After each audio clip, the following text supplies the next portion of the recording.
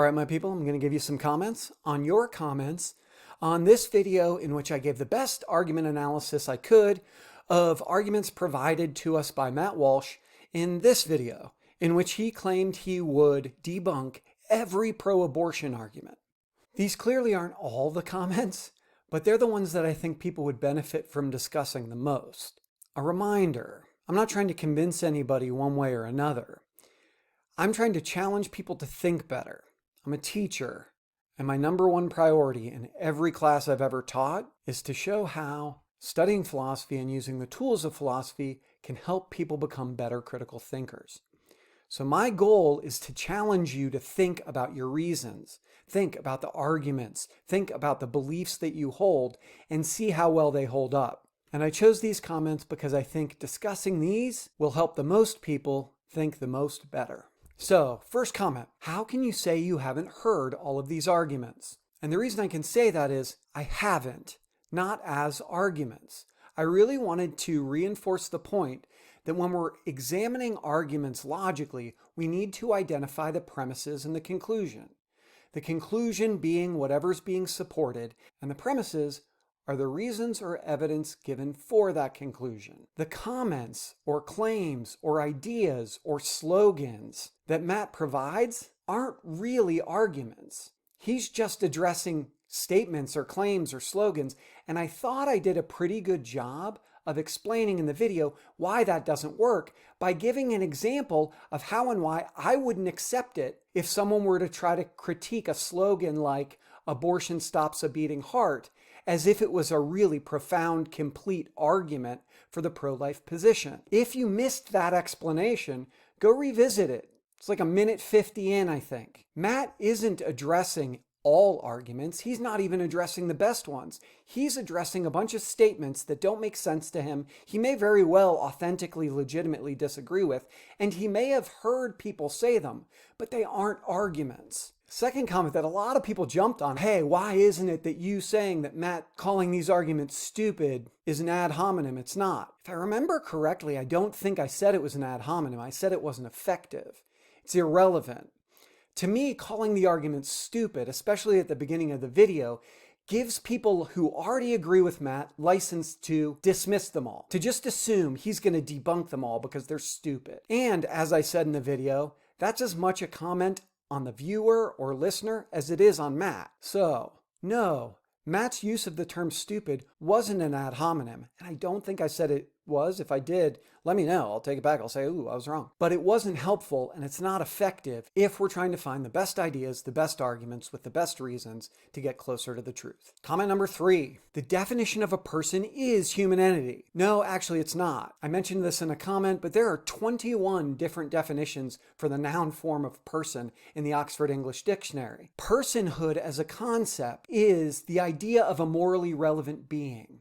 So when someone is defining a person in philosophy or ethics, they're almost always trying to define the characteristics of a moral agent or a morally relevant being. And like I said, almost no ethicists in the history of ever, at least that I know of, I really can't think of one, have ever defined that as equal to human being. Because one's genetic material seems irrelevant. If aliens came down and had all the faculties that we had, we would say they weren't persons and didn't matter morally? Matt's equivocating. I don't know if it's intentional or not, but what he's doing is the same as if I were to say, ooh, I watched a Joe Rogan video the other day, and he said he murdered it at the Improv the other night. We should go down there and have him arrested because clearly he killed a bunch of people. No, because we recognize and understand the term murder in that sense is him saying he killed it with regard to made a ton of people laugh. Number 4, your arguments don't prove that abortion is acceptable. Yeah, they aren't trying to.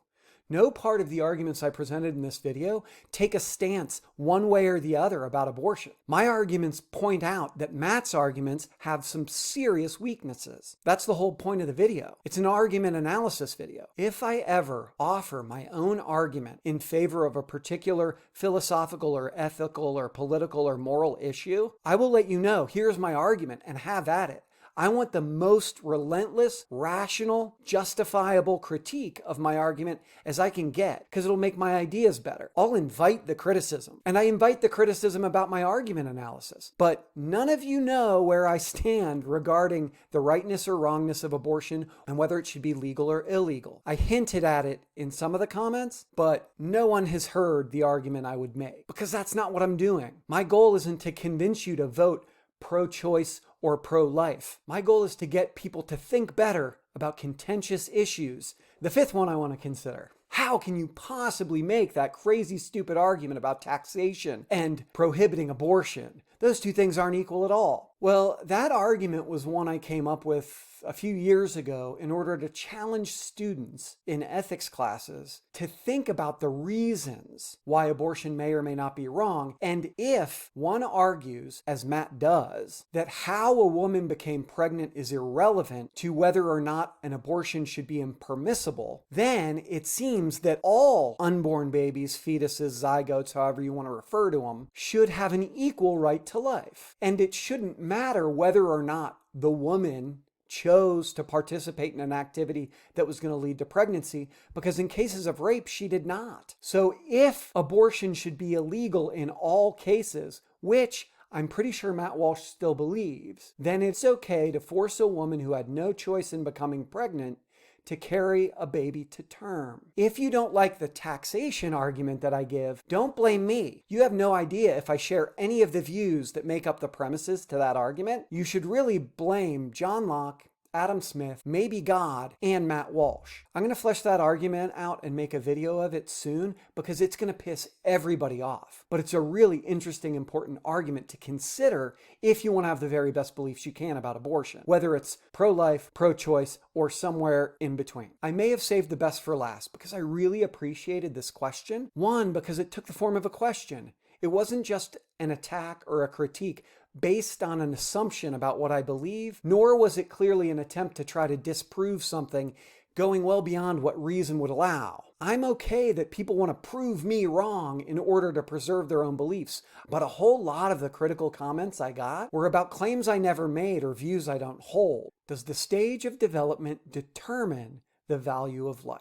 And my answer to that is absolutely not. But the moral obligations that we have to one another and to other beings depend upon cognitive, emotional, psychological, physical capacities that those beings have. The example I gave in the comment was, I can't be wronging a person who is blind and will always be blind in the same way I am wronging a sighted art lover when I destroy a painting that they would find beautiful if they could see it. And the reason for that is they can never see it. I may be doing something wrong, but I'm not wronging the blind person in the same way I would be wronging the sighted art lover. I think that argument's important.